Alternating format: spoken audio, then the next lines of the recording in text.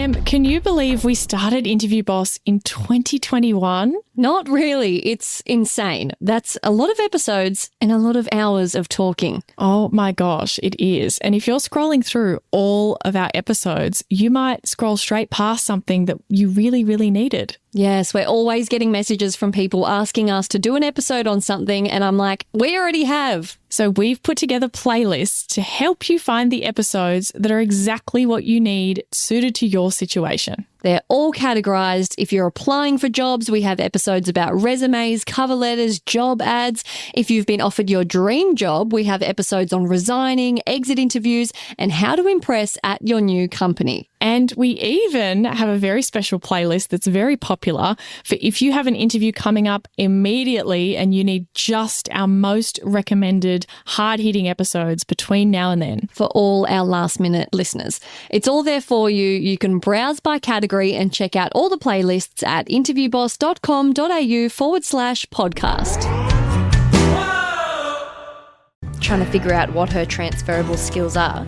I don't know you, but girl, you have so many. I know you do. Like, she could write down a list of the things she used to do in her old job and then name the skill that is and sort of work that way. Hey everyone, and welcome back to Interview Boss. My name's Emma. I'm a third-year journalism student who's teamed up with my sister to give you advice, inspiration and support when you're looking for a new job. Sarah is a HR and recruitment professional, and together we're excited to give you guys all the tips, tricks and behind-the-scenes knowledge to help you in your career.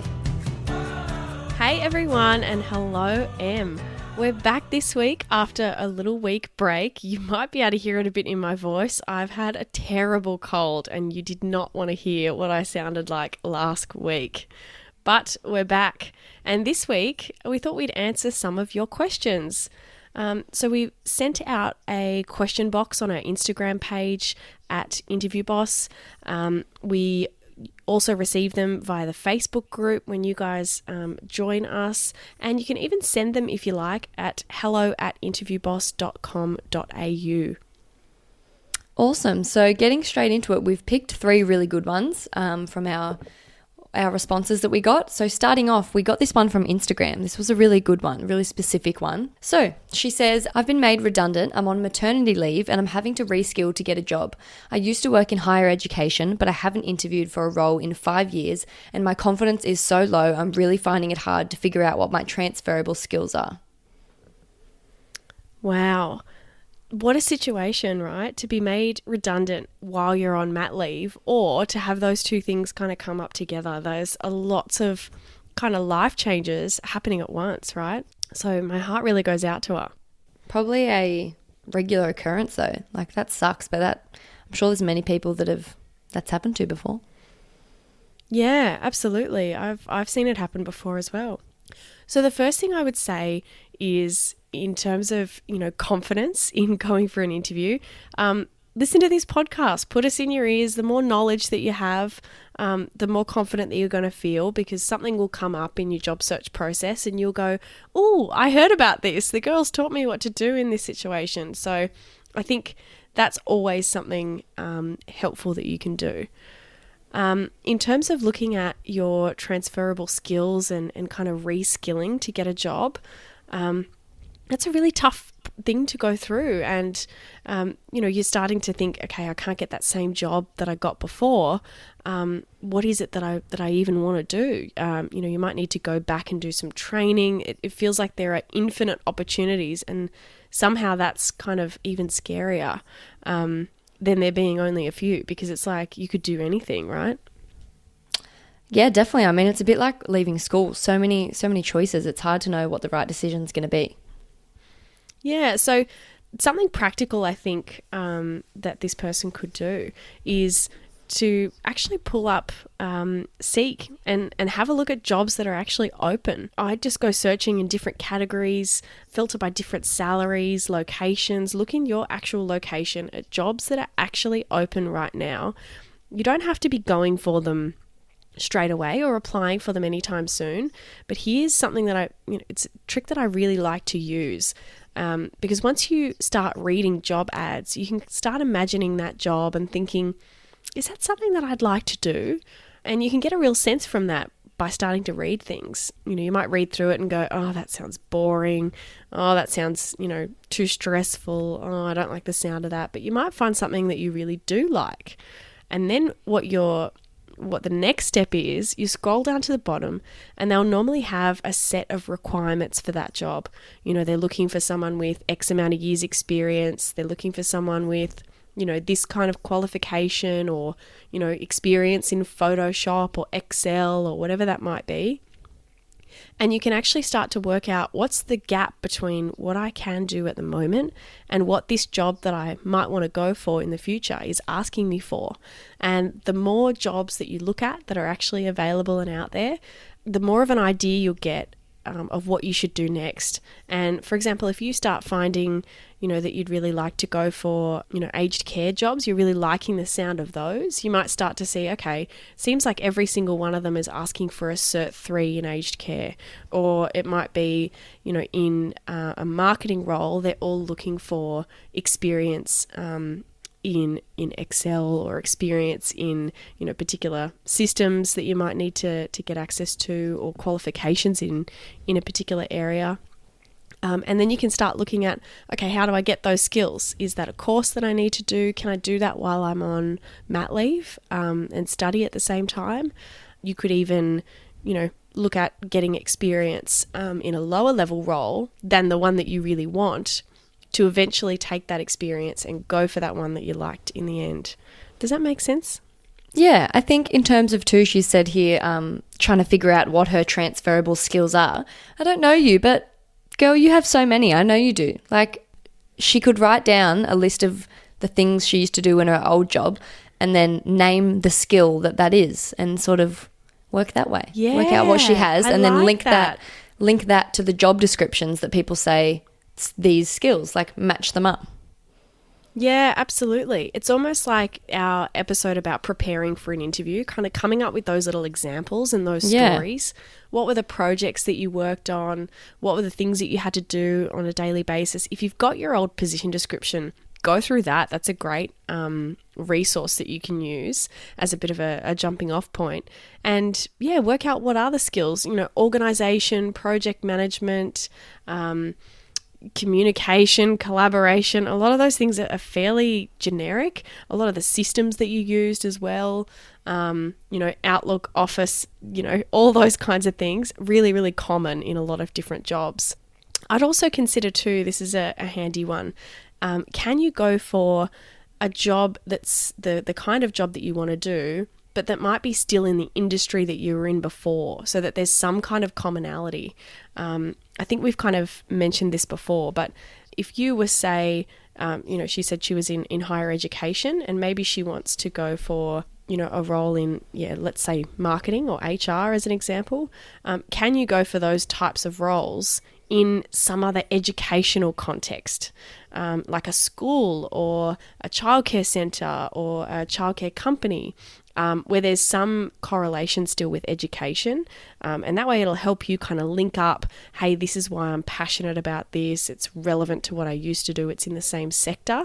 And sometimes employers will really, like that you've got some kind of industry experience and can, add you that little bit of extra, points above someone else.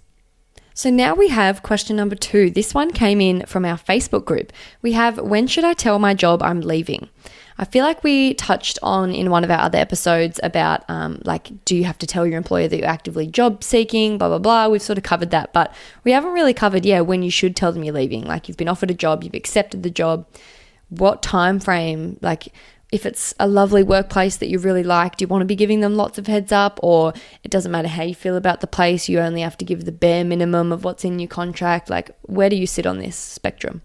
Good question.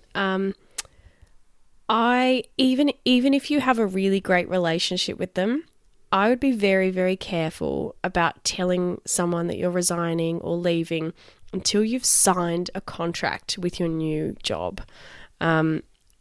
So many times I've seen it where someone's been made an offer. It could have been verbal, it could have even been an email, and they resign, and then something happens with that offer. It gets changed, it gets downgraded, it gets pushed out, their start date gets changed. Meanwhile, the job that you're currently at has already started hiring, or they've promoted someone, or they've just changed the way that they think about you. They now know that you're leaving. And even if you say, oh, actually, I want to stay for another month, things aren't really going to be the same. So I would say wait until you've got a contract signed to tell them that you've resigned. Then once you do resign, I think you want to do that in a really professional way. So in person with your boss if you can. Otherwise kind of over the phone or via a kind of video chat if that's how you normally communicate. And then I'd follow up in an email just saying, hey, boss, thanks for the chat. Just confirming I've accepted a role with another company and I'm putting in my notice. My final day will be X.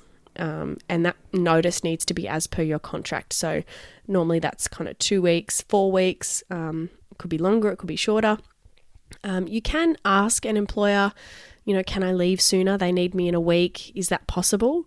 I've done that before. I've also been on the other side where people have asked me if that's okay. Normally my advice when I'm on the employer side and someone says, oh, can I leave 3 weeks instead of my full 4? I kind of say to the manager, look, do you want to force them to be here when they don't want to be here? Like, how helpful are they going to really be if they don't want to be here? That's they're true. not really going to be focused and on the ball. But having said that, and I've been argued with this in the past, an employer can, depending on your contract, withhold money from your final pay if you don't give the right amount of notice. Your contract, it's a legally binding document and you are required to give the amount of notice as in your contract. And there are things that they can do if you don't follow that. I will say, I've never actually seen anyone do that. I've never seen an employer actually withhold money from someone because they've left earlier than their notice. But it's worth keeping in mind, right? Like, you don't want to really upset them and think there's nothing they can do. Don't want to take any chances. Yeah.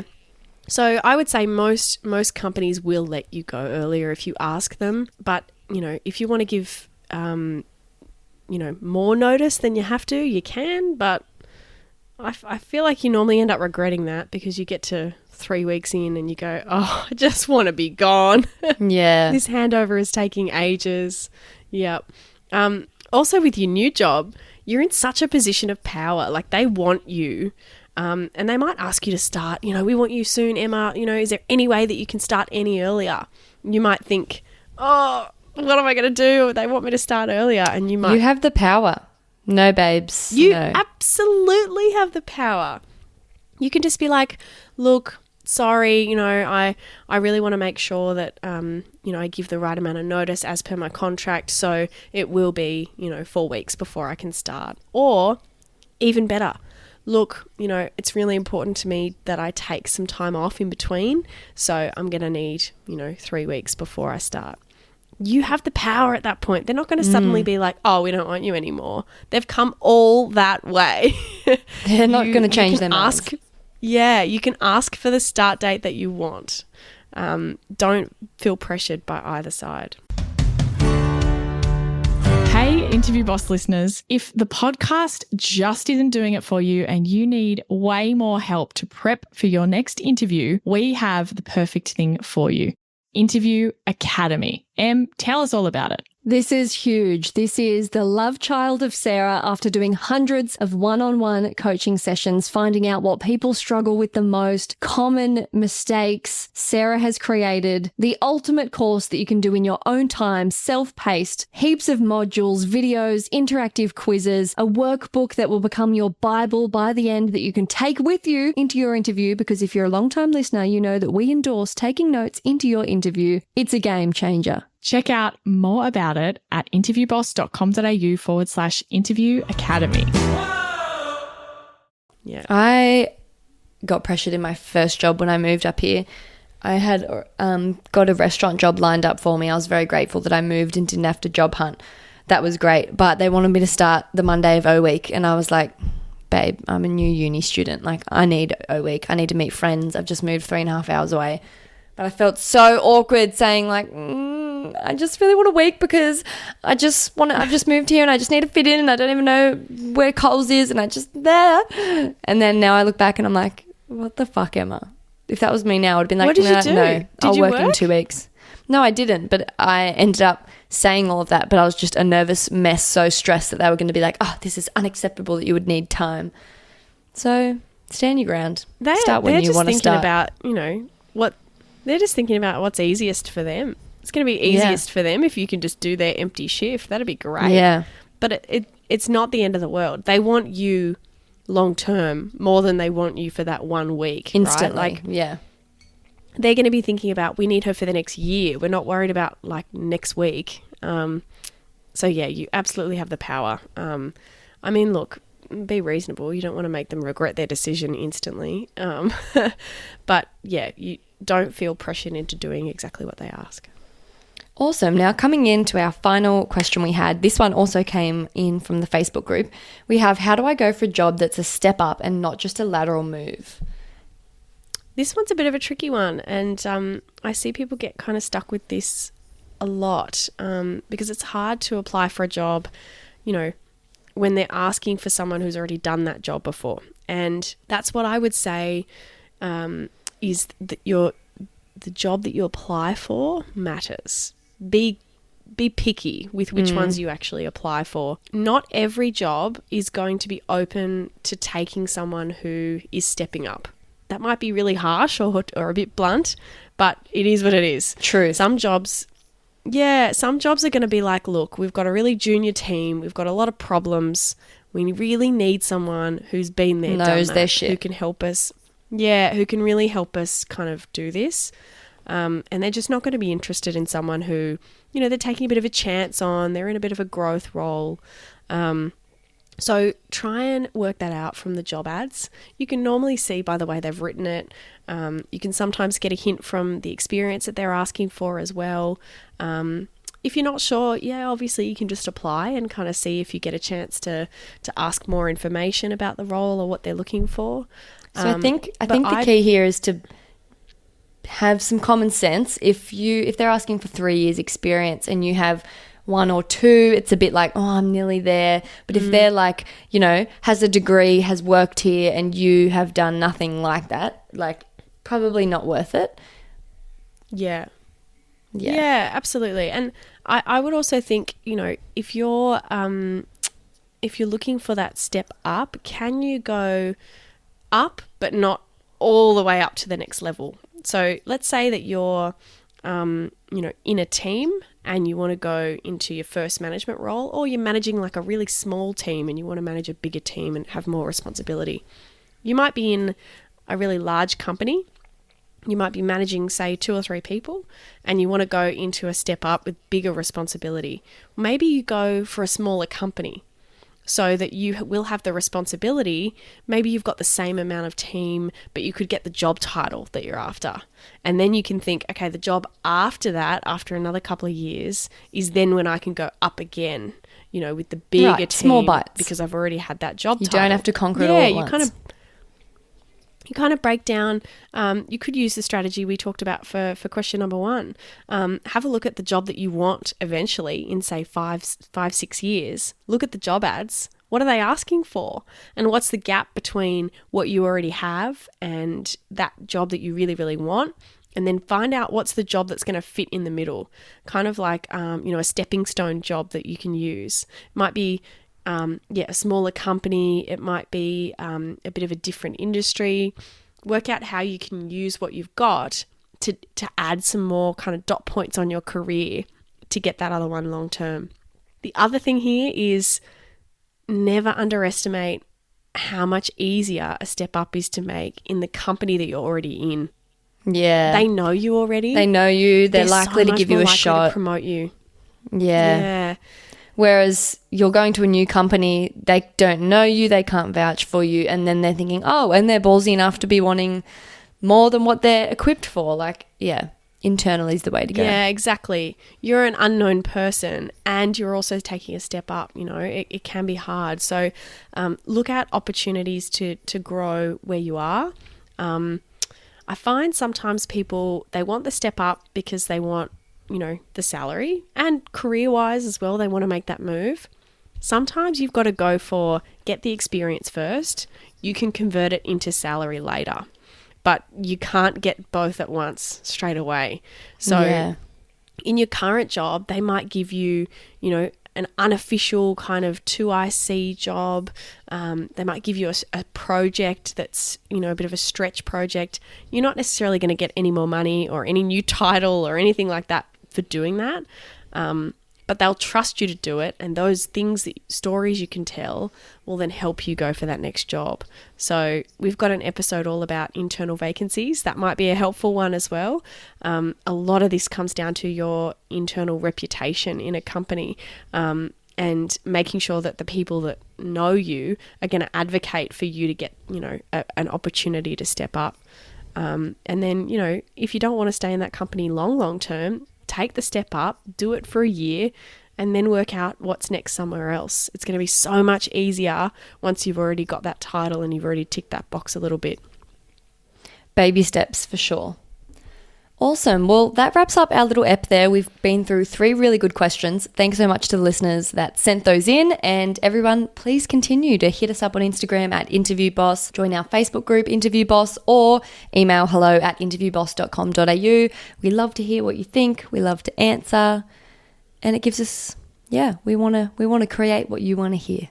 Yeah, we'll do other Q&A episodes, the more questions that we get. So send them in.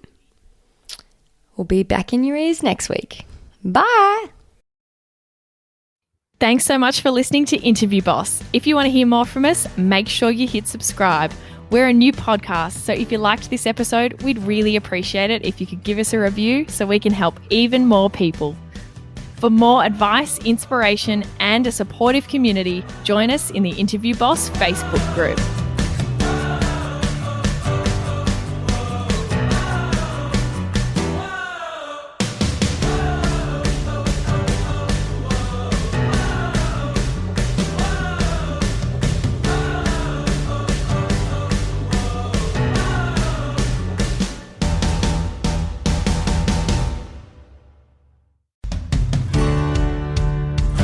We've been your job search besties and helped you in some way. There's a cool way you can support the show. Shout us a virtual coffee. We get a huge kick out of reading all of your success stories. Head to buymeacoffee.com/interviewboss and shout us a cuppa. If you keep us caffeinated, we can keep the content coming.